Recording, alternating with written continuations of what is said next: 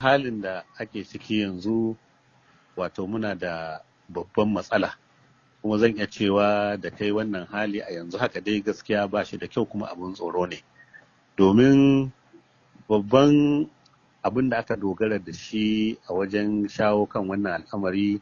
shine wato ɗakin da ake gwaji.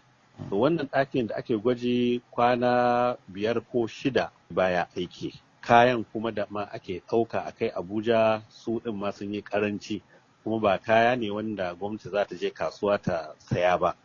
Waɗanda aka ɗau samfur ɗinsu suna jira ba su san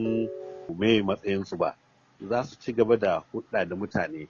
To saboda haka wannan babbar matsala ta Presidential Task Force na Abuja shi kansa Director General ya zo nan Kano ya kwana amma tun da ya tafi ba mu sake jin wani abu akan wannan magana ba. Shi ma minista ya sani cewa wannan laboratory baya aiki amma ba mu sake jin motsi komai ba. Idan an ɗau sample daga nan zuwa Abuja saboda hanya ana gyaranta kuma sai an ɗau awa 7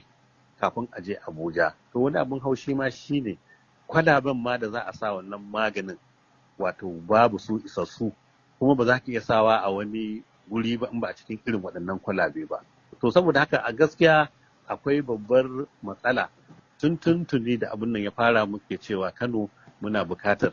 fiye da guri ɗaya mu kanmu muna ƙoƙari mu ga mun yi tamu ɗin yanzu haka ana ta ganin yadda za a yi amma shi din ma dole sai an samu wato amincewar wato gwamnatin tarayya akan wannan. Idan na fahimce ka kenan akwai matsala daga ba kwa samun goyon baya ko tallafi ko kula daga gwamnatin tarayya daga cibiyoyin gwamnatin tarayya kenan a Kano dangane da yaƙi da ita wannan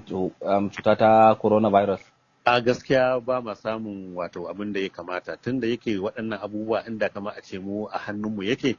ai duk yadda za a yi sai mun ga cewa mun sa shi yayi daidai amma gaskiya ba ma samun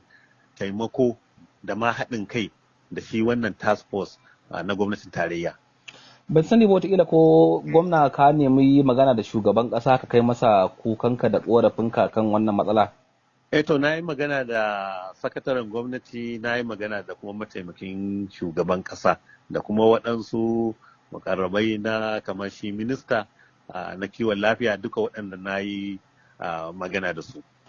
Kamar ka samu wani gamsashen bayani ko kuma dai baka gamsu ba? To cewa suke yi za a yi wani abu a kai amma gaskiya ni ban ga komai ba a yi komai a kansa ba. Gwamna wani abu da ake faɗa shine ana samun mace-mace a Kano din nan abin ya ƙaru ko za ga mana adadin mutanen da suka mutu yanzu. To babu shakka da muka ji wannan labari tun kwanakin baya muka bincika muka ga wannan lamba da aka faɗa an ƙara ta sosai da sosai. Saboda haka waɗannan makabartu a yanzu haka da haɗin kan hukumar kiwon lafiya ta duniya mun samu ƙwararru waɗanda suka tura mana mutane a makabartu wanda a kullum za su iya ba da sakamakon gawa nawa aka kai sannan kuma gawan nan in a asibiti ne mu tura asibiti a binciko a ji me ya kashe shi wannan wanda ya rasu in kuma a gida ne a tura a tambaya a ji me ya rasu. To yanzu haka waɗannan ma'aikata suna nan suna haɗa alƙaluma amma abinda makabartunmu suke gamu a gaskiya sun nuna mana cewa babu ƙarin rasuwa fiye da yadda ake samu na yau da kullum. Wasu na ganin cewa kamar gwamnatin Kano ba ta shirya wa yaƙi da ita cutar nan ba ganin lokacin da aka ɗauka tun kafin a fara samun mutum na farko da ya kamu da ita da kuma yadda lamarin ya kai yanzu a jihar. To wannan kasan muna da 'yan hamayya sosai da sosai amma hakikanin gaskiya kusan in ce mu ne na biyu wanda muka rufe bodanmu tsakaninmu da sauran jihohi sannan kuma akwai abin da ake kira isolation centers mu ne na farko wanda muka yi isolation centers har guda 3 amma wannan abu fa idan dai baka san mutane wanda suka kamu da wannan abu ba za su yi ta shiga suna bazuwa waɗansu na kamuwa muna da isassun ma'aikatan kiwon lafiya amma ma'aikatan kiwon lafiya ba za su iya yin fiye da abin da za su iya yi wanda yake bai fiye su ɗau gwaji ba abin da za a ɗau ma samfur ɗin shi kansa ma